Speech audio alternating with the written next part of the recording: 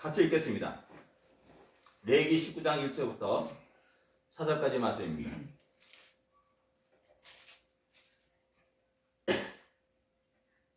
같이 읽겠습니다.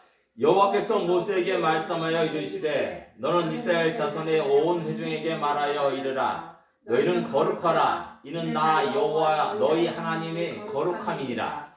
너희 각 사람은 부모를 경외하고 나의 안식일을 지키라. 나는 너희의 하나님 여호와이니라. 너희는 헛된 것들에게로 행하지 말며 너희를 위하여 신상을 부어 만들지 말라. 나는 너희 하나님 여호와니라. 아멘. 예, 레위기를 계속하고 있습니다. 레위기 설교하면서 이렇게 또 읽으면서 느끼는 게 뭐냐면은 레위기는 어떤 행함의 책이다라는 그것을 이렇게 언뜻 생각이 나게 됐습니다. 우리 삶의 현장에서 우리들의 현실 속에서 어떻게 하나님을 섬기는 것인가라는 것들을 구체적으로 이야기하고 있다는 겁니다. 레위기는 절대 추상적인 책이 아닙니다. 믿음이 추상적이지 않고요. 하나님 섬기는 것이 추상적이지 않습니다. 너가 믿느냐? 하나님 섬기느냐? 하나님 사랑하느냐? 그럼 이렇게 해라 라고 하는 것이 레위기의 말씀입니다. 실질적이고 또 현실적인 우리들의 믿음을 보여주는 우리의 책이라 이렇게 말할 수가 있습니다. 오늘 본문은 레위기의 주제라고 할 수 있는 거룩에 대한 말씀입니다. 본문은 4절까지 읽었지만은 시간이 되는 대로 이게 19장 전체를 다루기를 원합니다. 우리는 이 거룩이라는 문제를 다루기 전에 먼저 우리는 19장에서 아주 자주 등장하는 말이 있습니다. 말이 있습니다. 그것을 한번 생각해 볼 필요가 있습니다. 이 말이 뭐냐면 나는 여호와이니라 라는 말씀입니다. 나는 여호와이니라. 이렇게 하라 라고 해서 그 다음에 나는 여호와니라. 이렇게 하라. 나는 여호와니라. 이런 말이 계속 반복되고 있다는 사실입니다. 이 나는 여호와니라 이 말은 레위기에 무려 40번이 나옵니다. 40번. 굉장히 많이 나오는 거죠. 다른 성경과 비교해 보게 되면 압도적으로 많이 나오는 말이 나는 여호와니라는 말입니다. 근데 이 19장에는 무려 15번이 나오는 겁니다. 레위기 전체에서도 가장 많이 나오는 말이 이게 나는 여호와니라라는 말입니다. 15번이나 등장합니다. 이렇게 많이 등장하면서 볼 때 우리는 이 말씀 속에서 우리는 하나님의 마음과 심정을 우리는 좀 헤아려야 할 필요가 있다는 사실입니다. 왜 이렇게 하나님은 나는 여호와니라라는 이 말을 강조하여 자주 말씀하시는가냐는 겁니다. 우리 말하는 사람이 누구냐에 따라서 그 말의 중요도가 정중히 갈라지게 됩니다. 이게 군대에서 병장이 말하는 것과 사단장이 말하는 것은 완전히 다르다는 겁니다. 일반 백성이 말하는 것과 대통령의 말 한마디가 다르다는 겁니다. 그래서 너희는 이렇게 하라. 나는 이 말 다음에 나는 여호와니라. 나는 이 말은 달리 그 말씀을 받아들여야 되고 또 귀담아 들어야 되는 사실을 이야기하고 있는 겁니다. 나 하나님이 지금 이 자리에서 너에게 말하고 있다. 이스라엘 백성들에게 말하고 있다. 하나님이 거룩한 백성들에게 말하고 있다. 라고 말하는 겁니다. 나는 스스로 있는 자다. 나 스스로 있는 자가 나의 사랑하는 자녀들에게, 백성들에게, 성도들에게 말하고 있다라는 겁니다. 그러기에 너는 내 말을 들으며 내 말을 새기며 내 말을 따라서 순종하고 복종할 것을 강하게 이야기하고 있는 겁니다. 그래서 이게 나는 여호와니라라는 말씀 속에 담겨 있는 하나님의 간절한 마음이요 또 바람이라 할 수가 있는 겁니다. 그 하나님의 간절한 바람이 뭐냐? 너희는 거룩하라라는 말입니다. 너희는 거룩하라. 근데 거룩하라는 이 말을 하시면서 그 이유를 너희가 왜 거룩해야 되는지 그 이유를 말씀하고 있습니다. 그게 뭐냐? 나 하나님이 내가 거룩하니라라고 말씀하고 있는 겁니다. 거룩하신 하나님이기 때문에 당신이 사랑하는 백성들이 거룩해지기를 원하고 거룩한 삶을 드러내기를 원하고 있다는 사실입니다. 그렇기 때문에 하나님의 거룩과 이스라엘 백성의 거룩이 별개의 것이 아니라 밀접한 관계가 있고 연관성이 있다는 사실을 우리는 알 수가 있습니다. 우리 쉬운 예로 들으면 이런 겁니다. 대통령과 그 가족이 예를 들읍시다. 우리나라 대통령 참 영광스러운 자리지만은 그 가족들 참 그 가족들이 참 어찌나 어떻게 됐는지 참 예외 없이 다 감옥에 가고 재판받고 하는 일들이 우리나라의 비극의 역사입니다. 그렇지 않습니까? 전두환 대통령 동생이 정경환 씨입니다. 그분도 감옥에 갔어요. 김영삼 대통령 아들 뭐 잘 알지 않습니까? 김현철 씨. 그도 재판받고 감옥에 갔어요.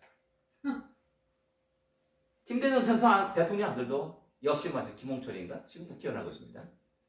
그분도 역시 마찬가지로 재판받고 감옥에 갔던 전력이 있습니다.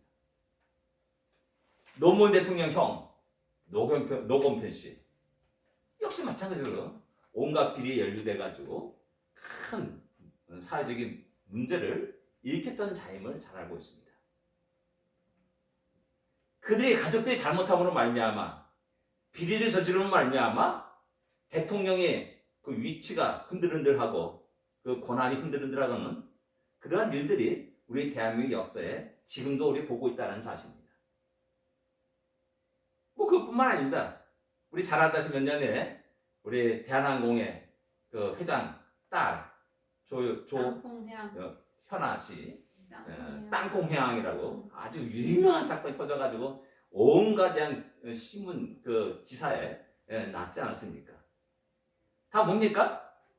잘못함으로 말미암아 아버지가 욕먹고 대통령이 욕먹는 그런 일들이 계속 반복된다는 사실입니다. 이와 같은 예로서 하나님의 백성과 하나님과의 그 관계는 뗄래야 뗄 수 없는 그런 관계라는 겁니다. 그건 뭐냐? 우리 성도들이 하나님의 백성들이 잘못함으로 말미암아 하나님의 영광을 가리는 일이 된다는 사실입니다. 우리의 실수와 우리의 넘어짐과 우리의 잘못으로 인해서 하나님의 영광이 가라지고 하나님이 욕을 받고 욕을 먹고 교회가 비난의 대상이 되는 그런 일들이 일어난다는 사실입니다. 그렇기 때문에 하나님은 내가 거룩하니 너희도 거룩하라 라고 말씀하고 있고 명령하고 있고 나는 여호와니라 라고 말하면서 너는 이 말을 귀담아 듣고 새기고 그 말씀에 따라서 순종하고 복종만 살 것을 갖다가 촉구하고 있다는 사실입니다. 거룩이란 말이 뭡니까? 끝없이 얘기하지만 반복돼서 얘기하지만 구별되다, 봉헌하다, 성결하다라는 의미를 갖고 있는 말입니다.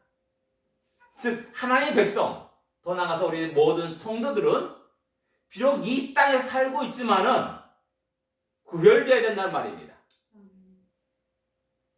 이 땅 사람들과 똑같은 삶을 살아서는 결코 안 된다는 것이죠. 하나님께 온전히 드려질 수 있도록 봉헌될 수 있도록 성결해야 된다는 말입니다. 이 말을 다 한마디로 딱 앞쪽에서 말한다면 하나님의 백성은 하나님 백성다워야 된다는 말이고 성도는 성도다워야 된다는 말입니다. 세상과 짝해서는 결코 성도다울 수가 없고 하나님 백성다울 수가 없습니다. 성도라면서 세상에 썩어질 것을 추구하면서 이생뿐인 인생을 살아간다면 그것은 성도라고 할 수 없습니다. 도리어 하나님 나라를 사모하면서 영혼을 추구하는 그런 삶을 살아간다라는 것이 바로 이 거룩이라는 말 속에 있는 겁니다. 왜? 하나님이 그러하신 분이기 때문에 그렇습니다. 하나님이 완전히 차원이 다르신 분이었습니다. 영원하시고 자존하신 분이시고 전능하신 하나님이십니다. 말씀하시고 약속하시고 말씀하신 것을 신실히 지키시는 신실하신 하나님입니다. 온 우주 만물을 창조하시고 다스리고 주관하시는 하나님이십니다.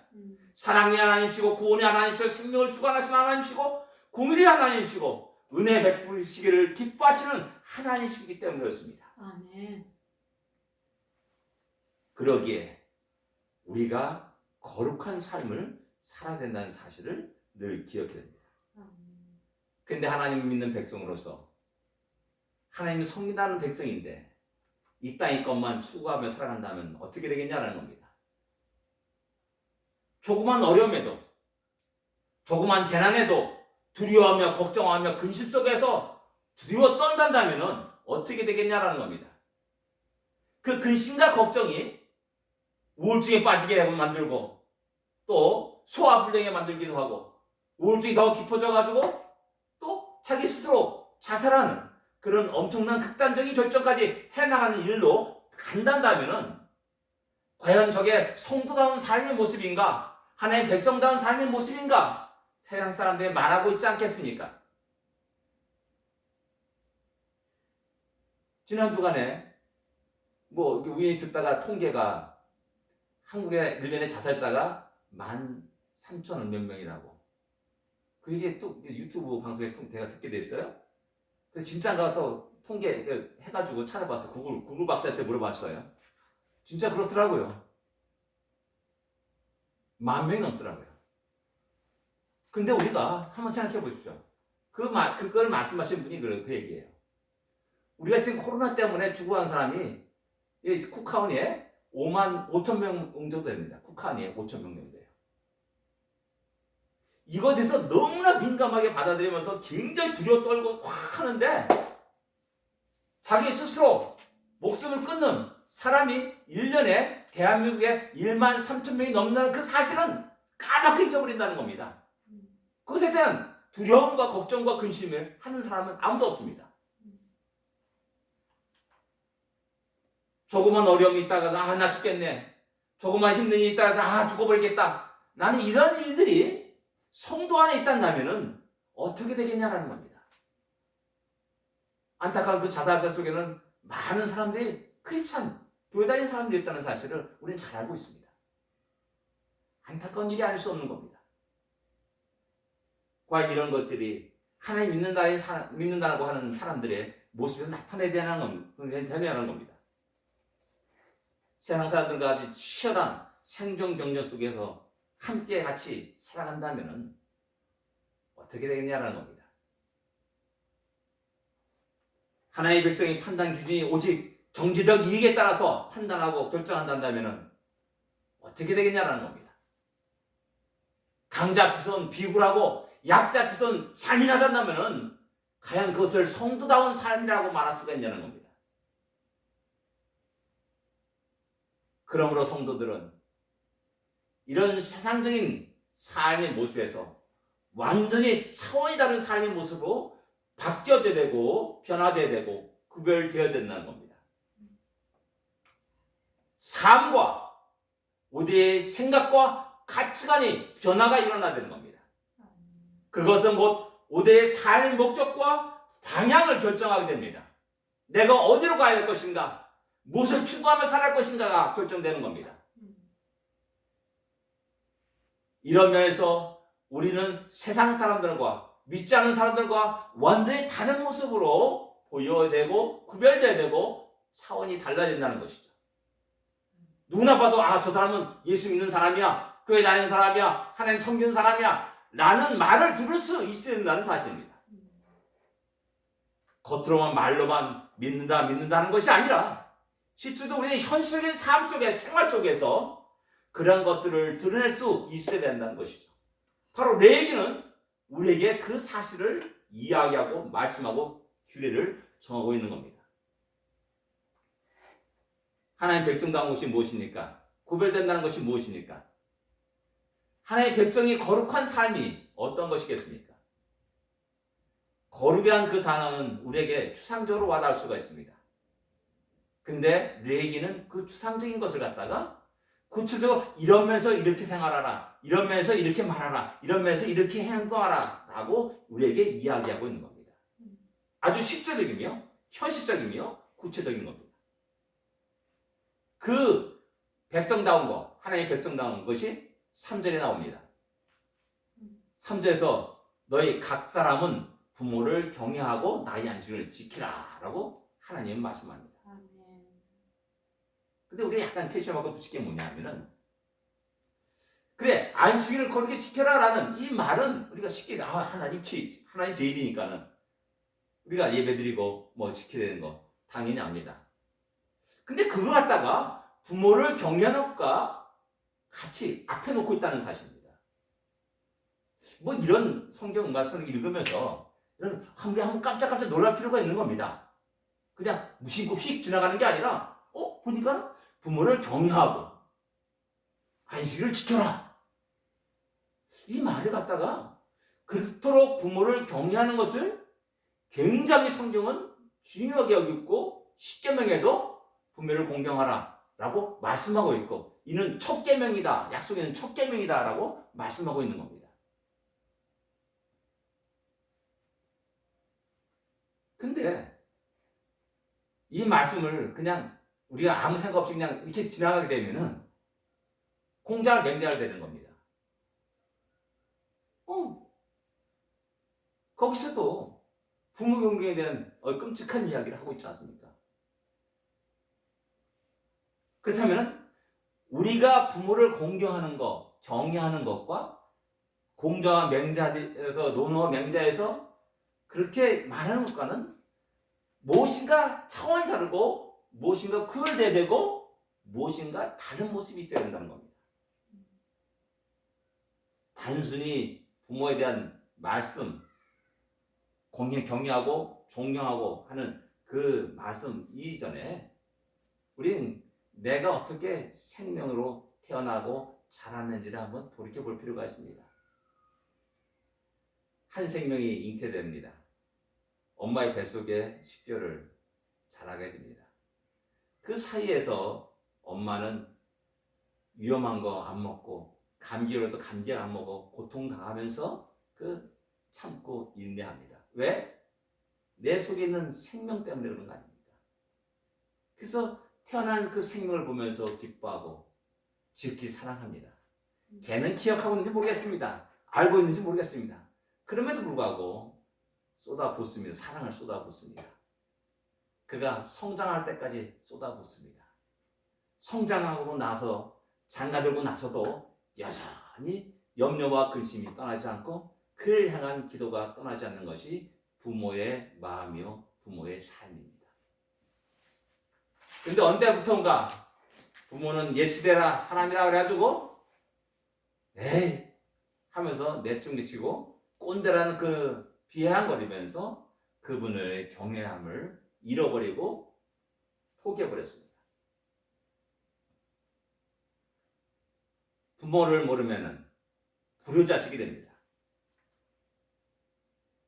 그런데 이 부모를 경외하는 것과 존경하는 것, 공경하는 그 모든 것은 우리 하나님과 하나님을 공경하고 존경하고 섬기는 것과 같다는 겁니다. 하나님은 세상 만물을 만드셨습니다. 다스리셨습니다. 돌보셨습니다. 우리를 또한 구원하셨습니다. 인도하셨습니다. 날마다 순간순간마다 은혜를 베푸시기를 원하시고 또 베풀어 주셨습니다.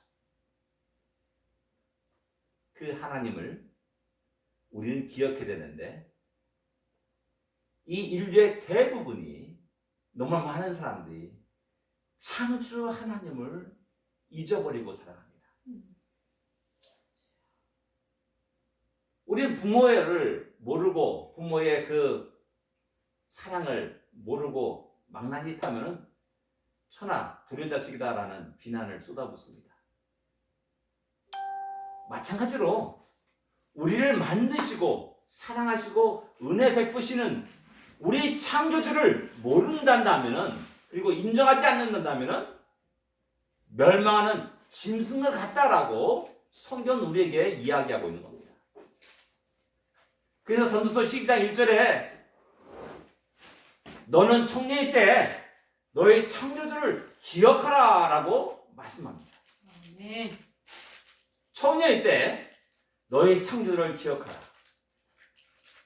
이것이 우리가 가장 중요시 될 일이라는 겁니다. 그래서 부모 공경과 하나님을 경외하는 것과 같은 형태로서 우리에게 이야기하고 있는 겁니다.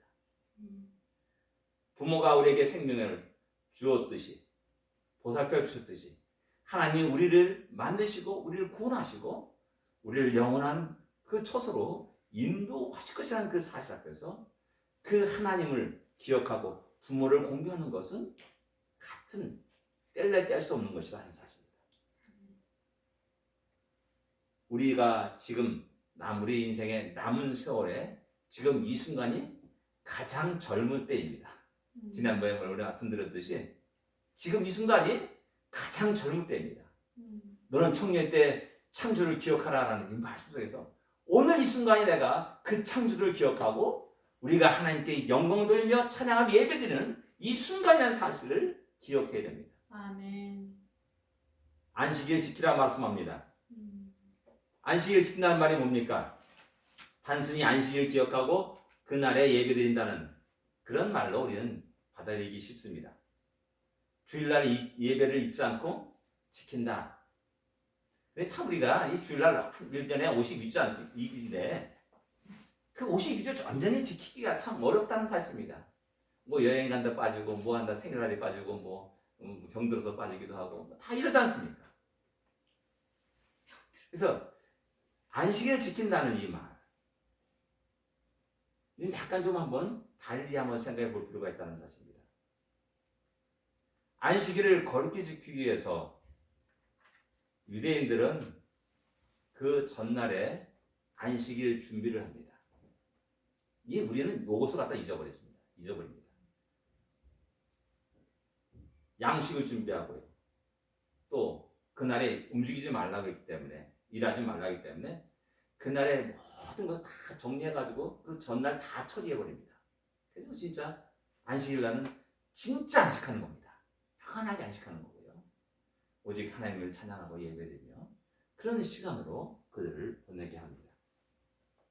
그래서 유대인들은 그들의 삶 속에서 철저히 준비하는 것이 완전히 습관화된 민족이라고 할 수 있습니다. 습관화됐습니다. 준비하는 것이. 우리는 어떻게 안식일을 지키고 우리 주일 예배를 합니까? 주일날이구나. 툭 가지고 그냥 들고 그냥 오지 않습니까? 오늘도 우리 보니까 우리 집도 마찬가지로 그런 것 같은데. 그렇습니다. 유대인들은 거룩히 지켜라 그 말씀 속에서 철저히 그 날을 중심으로 살았고 그 날을 준비하며 살았다는 사실입니다. 이것을 갖다가 망각하게 되면은 우리는 하나님 그 말씀하신 하나님 거룩한 안식을 지켜라라는 그 말을 갖다가 온전히 지키지 못하게 되는 겁니다. 이들은 모든 삶 속에서 안식일을 중심으로 살게 됩니다. 또한 안식일을 준비하면서 그들은 모든 것을 준비하고 살아갑니다. 이렇게 삶의 중심이 분명한 자는 또 그렇지 않은 자와 비교할 때 시간이 지나면서 굉장히 많은 차이를 드러나게 됩니다. 우선순위야 중심이 잘 잡힌 자는 쓸데없는 시간에 낭비하지 않고 자기 힘과 정열을 금전을 낭비하지 않습니다. 가장 핵심적인 무엇인지를 알고 그것만 하고 중심적으로 살아가는 겁니다. 이스라엘 백성들은 바로 이것을 아주 잘 갖춘 민족이라 할 수가 있는 겁니다. 과연 우리는 어느 날을 중요하게 여기며 살아가냐는 겁니다. 우리가 우리의 삶 속에 주일날이구나. 그날을 중심으로 그날을 중요시 여기면서 그날에 드릴 예배를 위해서 마음에 준비하고 여러 가지 환경을 준비하면서 살아가고 있냐는 겁니다. 그렇지 않은 거죠. 내일 일해야 되는데 여기에 뭐가 있고 머릿속에 탁 돌아가지 않습니까? 우리 대부분 그렇게 살아갑니다. 다음에 또 누가 생일인데 생일은 어떻게 파티할까? 어떤 또 이벤트를 만들까? 그런 걸 막 구상하면서 살아가죠. 결혼기념일인데 어떻게 할까? 어떻게 깜짝 놀랄까? 이런 식의 많은 머리를 쓰면서 살아갑니다. 그것처럼 과연 우리가 주일날 예배를 위해서 준비하고 마음의 준비를 하고 그러면서 살고 있냐는 겁니다. 여기서 우리는 우리 자신의 모습을 돌아봐야 되는 것이죠. 최선도 하나의 백성이 한다면 주일 예배를 중심으로 살아가야 되고 그 예배를 위해서 내가 하는 여러 가지 준비한 모든 것들을 갖다가 잘 준비하면서 살아가는 그런 우리의 삶의 우선순위와 중심이 딱 잡혀야 된다는 사실입니다. 그것이 바로 크리스찬의 모습입니다. 성도의 삶의 모습이고 거룩의 모습입니다. 저는 제 친구한테 참 좀 약간 놀란 친구가 있었어요. 서울 살다가 이제 대전에 발령받았나 그래요. 근데 그 친구가 주일마다 대전에서 서울로 올라오는 거예요. 매주 올라왔어요. 뭐 하냐? 교회 가는 거 예배 드리는 겁니다. 그리고 거기서 주일학교를 하는 겁니다. 자기에 맡겨진 한 영혼을 위해서 자기가 책임져야 될 그 시간을 위해서 대전이 멀지만은 거기서 주일마다 차를 타고 올라와서 아이들을 가르치는 내 친구의 모습을 딱 문득 생각해 봅니다. 과연 우리는 그러한 삶의 우선순위가 우리의 삶 속에 있냐라는 겁니다. 그런 중심이 우리의 삶 속에 있냐라는 겁니다. 진정 하나님의 백성다운 것은 다른 게 아닙니다. 하나님이 말씀하신 그 말씀대로 그것을 중심으로 살아가는 겁니다. 이스라엘 백성은 날마다 하루에 2번 상번제를 드렸습니다. 또 일주일 속에서는 매주 안식일을 중심으로 그들이 살아가게 됩니다.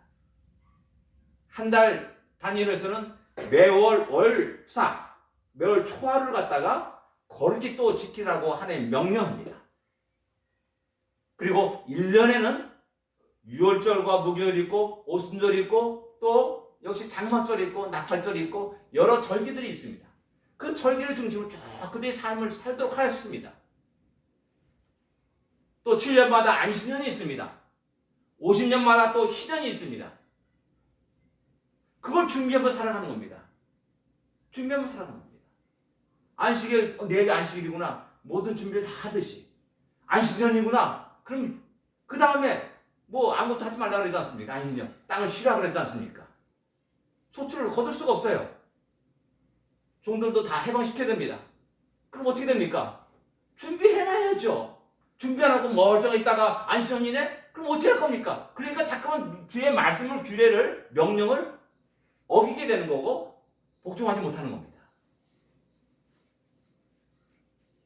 이런 삶의 모습이 있을 때, 저 사람은 유대인이구나. 저 사람은 성도구나. 저 사람은 진짜 참된 크리스찬이구나. 나는 소리를 듣게 되는 겁니다. 4절에 보면은 헛된 것들을 향하지 마녀라고 말합니다. 헛된 것들에게로 향하지 말라. 이게 우리 삶 속에 헛된 짓을 많이 한다는 겁니다. 헛짓거리 많이 하는 겁니다. 엉뚱한 곳에 막 시간 낭비하고 막 자기 열정을 쏟아붓고 하는 이런 일들이 많다는 겁니다. 그래서 하나님이 헛된 것들에게 향하지 마라 라고 말씀합니다. 그래서 구체적으로 그 다음에 나오는 말이 뭐냐? 신상을 부어 만들지 말라. 곧 우상을 만들지 말라라고 말하는 거죠. 우리 막 어떤 일이 탁 터졌을 때 어떻게 됩니까? 사람들은 누구에 딱 전화 걸어서 나 이런 일이 했는데 좀 도와달라 라고 이렇게 말하지 않습니까? 또 큰 재난이 닥쳐요. 그 사람들은 너무 복잡해요. 좀 마음을 좀 가라앉히고 싶다 해도 절로 갑니다. 절로 가요.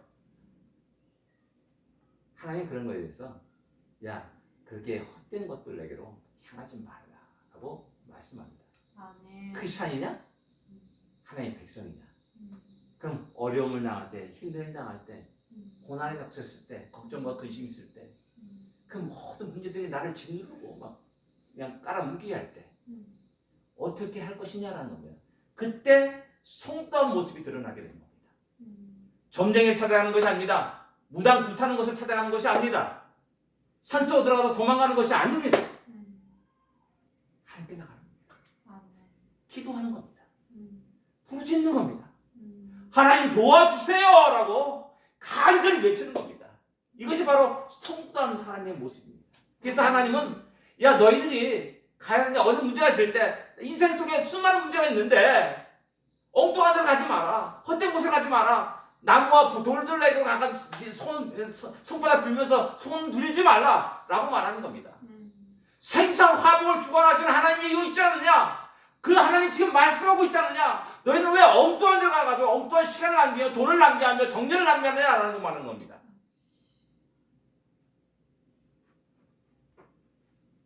참으로 어리석은 사람들이 너무 많은 겁니다.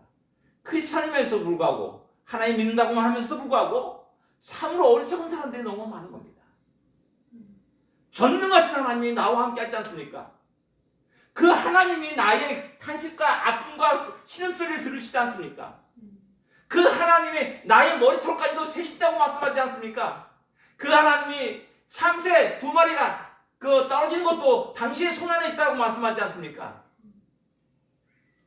하나님들 말하지 않습니까? 아무것도 염려하지 말라라고 말씀하지 않습니까? 너희 염려 다 나에게 맡겨버리라 말하지 않습니까? 우리 주님 말합니다. 수고하고 문여 다 내게로 오라라고 말씀하지 않습니까? 근데 왜 우리는 엉뚱한 것을 하냐는 겁니다.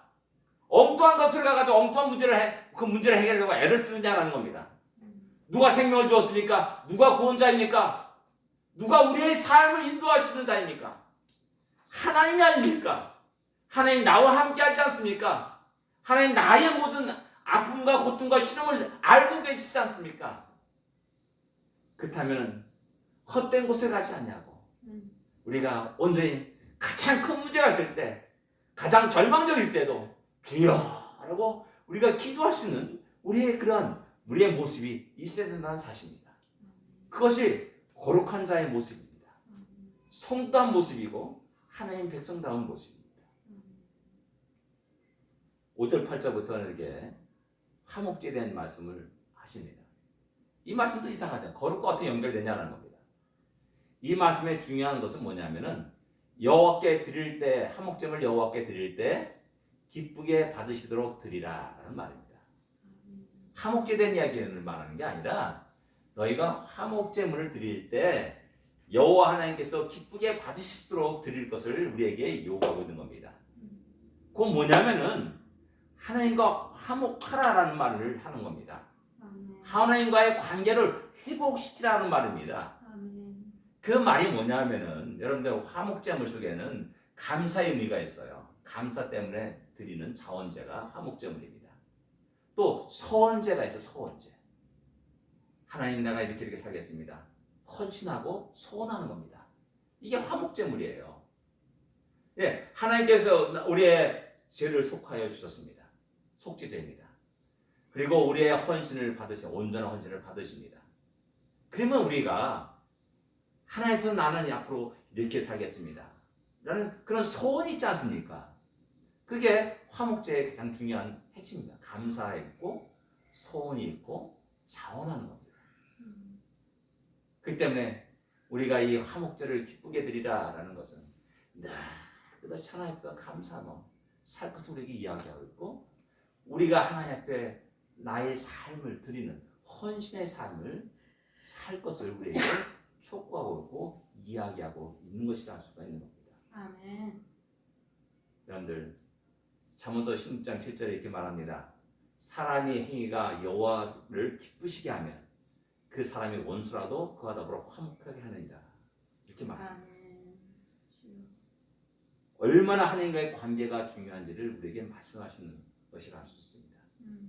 원수가 있습니다. 이 원수가 시름에 와서 그 문제를 해결하려고 하는 게 아니라 내가 하나님과의 관계를 잘 맺고 하나님을 기쁘시게 한다면 이 관계가 자연스러워 해결된다는 것을 갖다가 우리에게 이야기해주고 있는 겁니다. 그래서 우리는 엉뚱한 데 가서 문제를 해결하려고 애를 쓴 겁니다. 늘 하나님께 감사합시오. 하나님께 내 자신을 드리면서 소원하면서 헌신하면서 살아가는 우리의 삶이 되어야 됩니다. 아멘. 그리고 그 이후에는 제일 중요한 것 18절을 여러분 다 같이 읽겠습니다. 18절입니다. 18절입니다. 같이 읽겠습니다.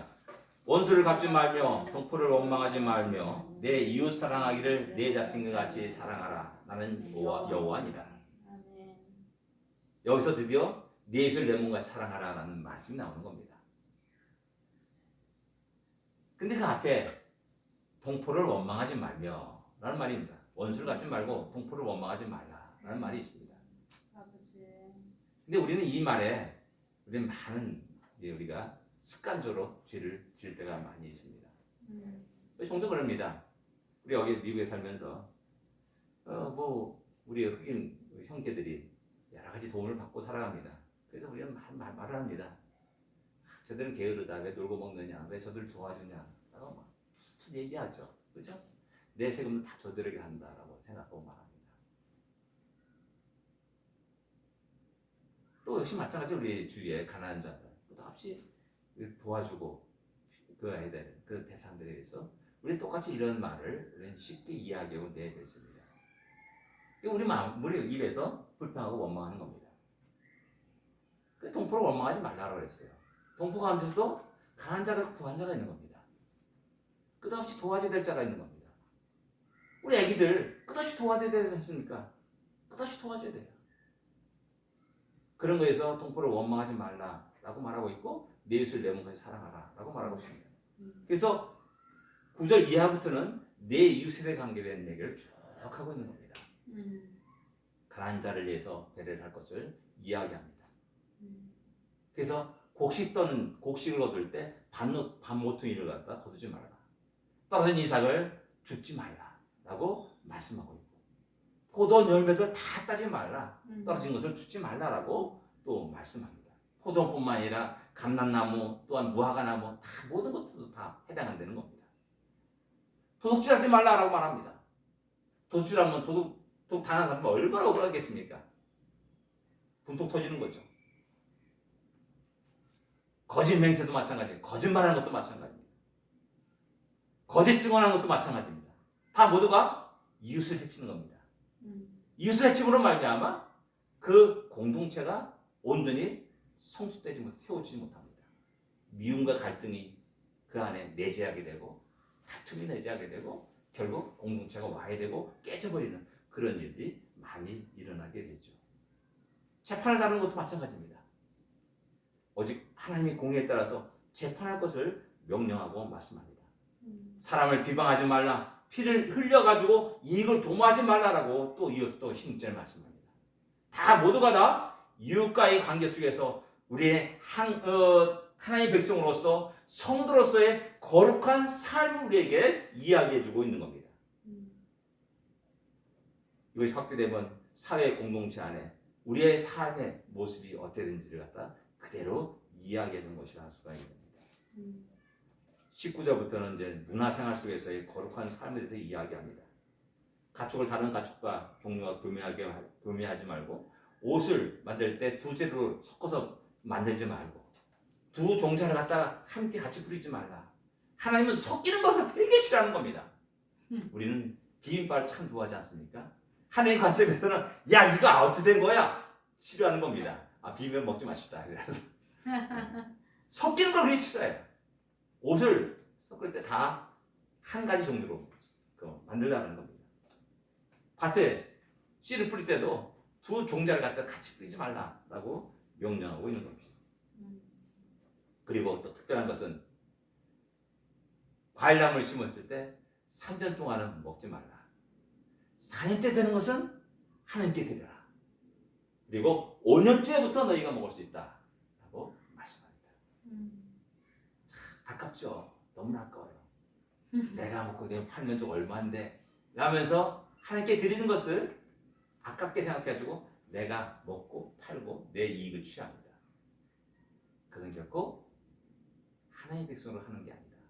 살아가는 게 아니다. 거룩한 삶이 아니다. 라고 우리에게 말씀하는 겁니다. 세상 사람도 그럴 수 있어요. 4년째 많이 열렸어요. 야, 웬 떡이냐. 야, 왕창 팔아가지고 돈을 벌자. 라고 생각하게 됩니다. 그러나 성도들은 그게 아니라 먼저 하나님께 드려야 된다. 라고 성경은 우리에게 이야기하고 있는 겁니다. 피를 먹지 말라. 뭐 다 그런 것도 또 문신을 하지 말라. 라는 것도 역시 그 다음에 쭉 기록되어 있습니다. 진정 우리들의 삶 속에 하나의 백성다운 것이 무엇인지를 이 레위기 19장을 통해서 한번 우리가 다시 한번 돌아볼 수 있기를 원합니다. 우리는 바로 그런 것들을 드러내면서 살아가고 있는 우리의 그런 삶을 통해서 하나님께 영광을 돌리고 있는가 한번 돌아보시기로 합니다. 아멘. 기도하겠습니다.